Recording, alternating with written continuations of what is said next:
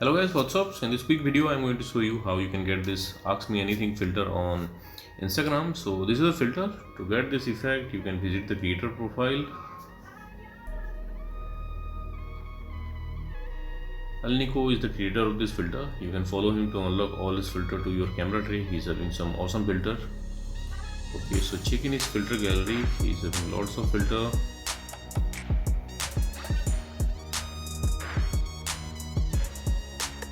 Okay, this is the filter, Ask Anything. Tap on it and you will see this preview. From here you can save it to your Instagram camera tray and tap on try to try the filter.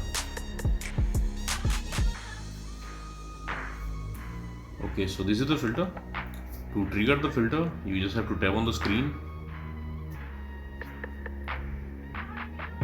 and that's it. So that's it guys. Likewise you can get this filter and use this filter on Instagram, and if you are not finding the filter then you can check the description box also. I'll give the link to the filter there. So thanks for watching the video guys. See you in the next video.